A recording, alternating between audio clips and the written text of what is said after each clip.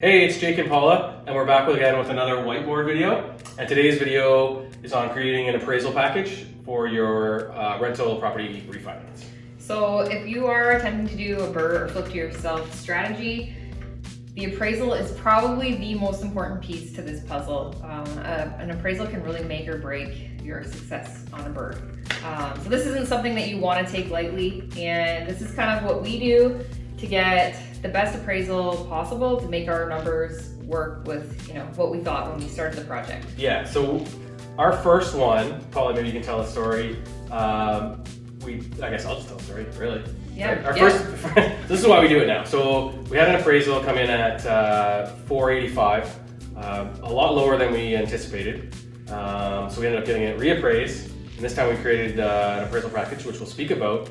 And the second appraisal came in at $619, and it was like pretty much right after the other one. So nothing had changed other than the fact it was a different appraiser, and we had our appraisal package. So we'll jump into the appraisal package and kind of what we include, and we'll go from there. Ready? Yeah, so you either want to send this package to the appraiser ahead of time, or you want to meet them on site with an actual paper copy. Maybe a coffee. Give them maybe a coffee that too. Might might have the appraisal sweeten too. it up. Yeah. But anyway, we don't do that. We never bribe the appraiser. Never. But anyway, you want to meet them on site. This way you're there to answer any questions, and you can help kind of guide them and show them the stuff that you have done. For sure. But anyway, we start with a cover letter. We basically say, this is where we started, this is what we've done. Nice picture of the house on the front. Yeah, and just be friendly and polite. Don't be, rude or trying to act like you know more than the appraiser. You just basically are trying to put it all together in a nice little pretty package for them.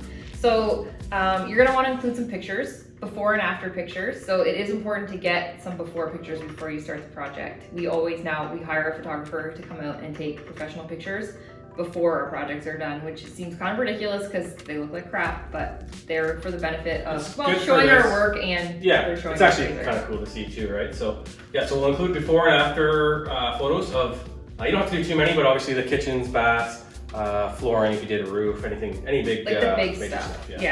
And then we also include a repair sheet. So on our repair sheet, we will list literally every single thing we did, like new trim, new doors, new hardware, like new roof, and we will put an amount. Pretty much your scope of work of the renovation, listed with costs. And then, so you list everything and all your costs, and you can tally it up for them to see. And that just gives them an idea of what was spent on the renovation. Also, because you are trying to get this new value for so much more than it was just a few months earlier when you bought it. Yeah. And they have that data. They can see what you bought it for. So if you're, trying to push an appraiser to give you the highest value, you need to show them where it's coming from. Why are you asking for this? Because you did all of this work. And you're also going to want to provide them with some comps. So they have the ability to look up their own comps, but you kind of want to go through and cherry pick the best ones for your neighborhood, and ones that kind of showcase that yours is worth what it is. Yeah, and you can get your friendly neighborhood realtor to look those up for you. Yeah, exactly. They'll be happy to do that for you. And you want them to be relatively new comps, like 6 months or less. Yeah. The more recent, the better. Yeah, you definitely don't want to go over 6 months. So. No, they won't even look at them. For sure. They're looking for very recent ones.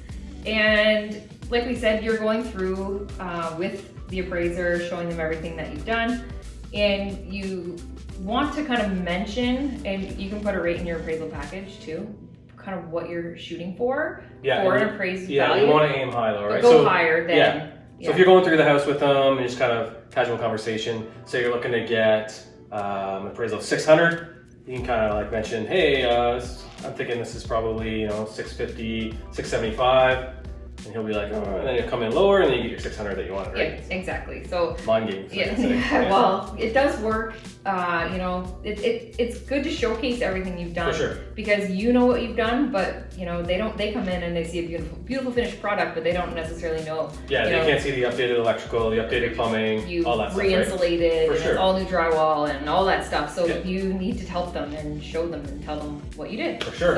And the last thing to mention, if you happen to get an appraisal that you don't like, you can always get it appraised again until you get what you need. Yeah, ask for another one. For sure. Yeah, learned that the hard way, Yep. but it was beneficial to get Don't a settle second for the appraisal. low one.